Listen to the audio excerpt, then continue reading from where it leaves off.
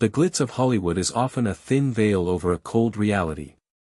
For years, Meghan Markle moved through the inner circles of the elite, hand in hand with mentors like David Foster, the man once called a father figure to the prince. But in a sudden, icy shift that has sent shockwaves through the industry, the gates of one of the most exclusive charity galas have slammed shut, and Meghan is on the outside. This isn't just a guest list snub, it is a public, humiliating severance of ties that marks the end of an era. How did the woman who seemed destined to own California society become the one person no one wants at the table? The story begins in the serene, snow-dusted landscape of Vancouver Island.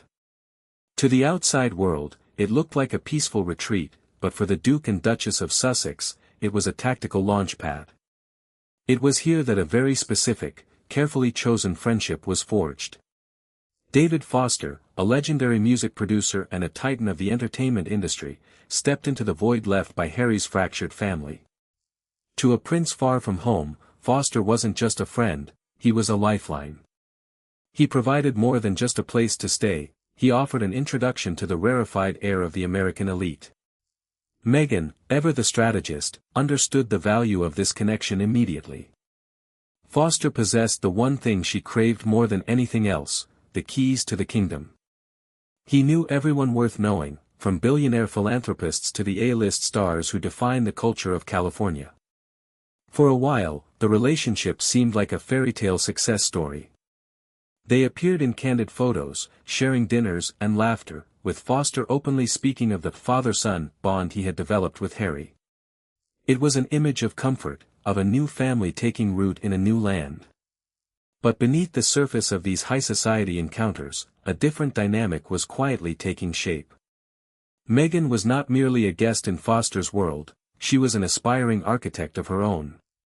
She watched, she learned, and she began to integrate herself into the inner circles that Foster had cultivated over decades.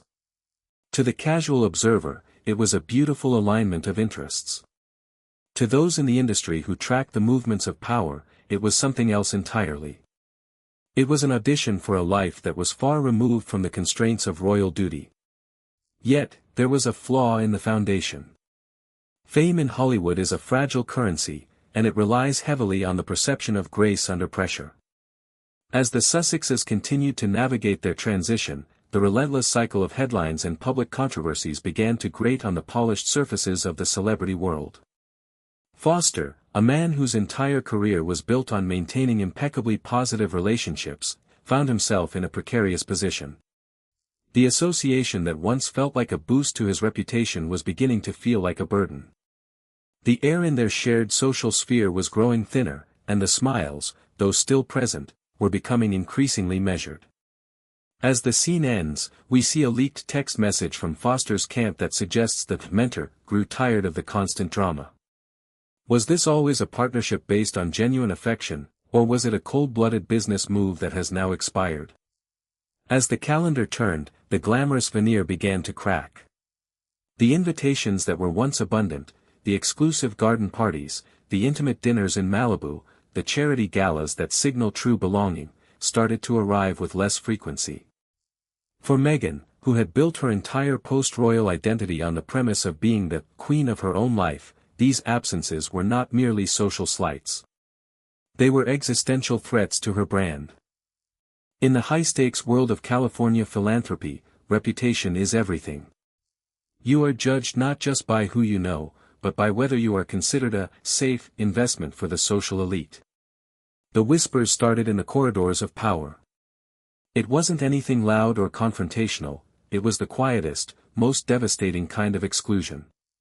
Phone calls were sent to voicemail. Dinner parties were full. The once warm reception from people like David Foster turned into a polite, professional distance. Harry, ever the protector, watched as his wife struggled to understand this sudden shift in the winds. He saw the tension mounting behind closed doors, the late-night strategy sessions, and the palpable frustration when doors that used to open with a golden key remained firmly shut. To Harry, this was yet another example of the system working against them, a continuation of the bias he felt in London. He became increasingly defensive, shielding Meghan from the reality that the Hollywood elite, the very people they had sought to embrace, were beginning to view them as a social liability.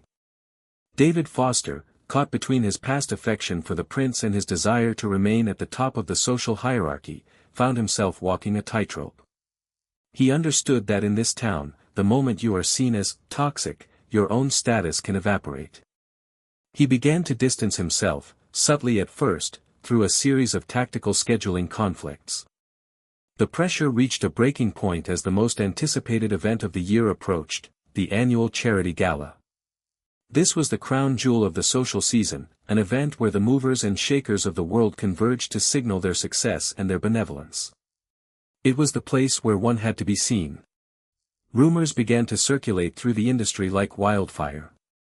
Whispers suggested that the guest list for this year's event was being scrubbed with extreme precision. The question on everyone's lips wasn't who was going, but rather, who was being cut. A source close to the planning committee hints at an unprecedented decision regarding the guest list.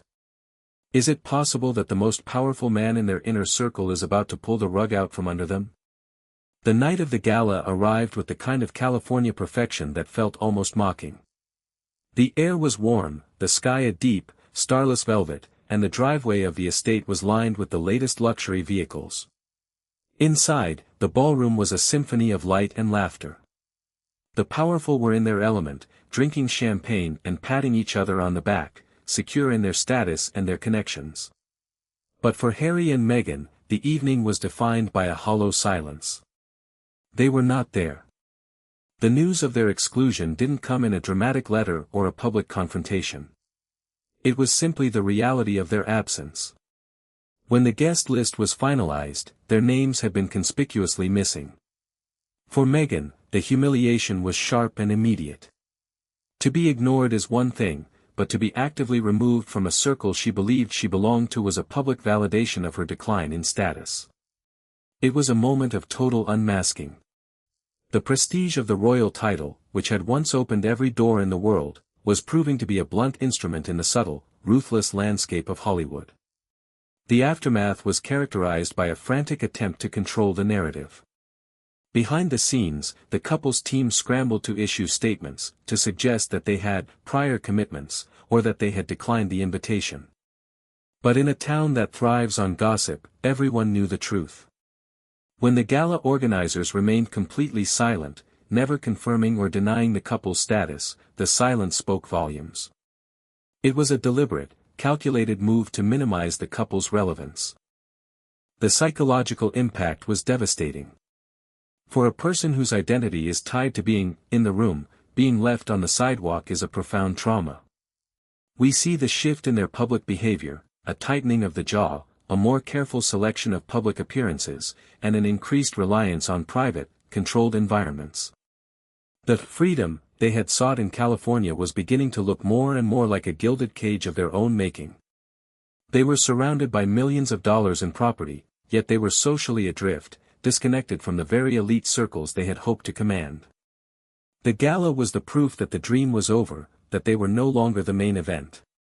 Security footage from the event shows a guest list being physically altered.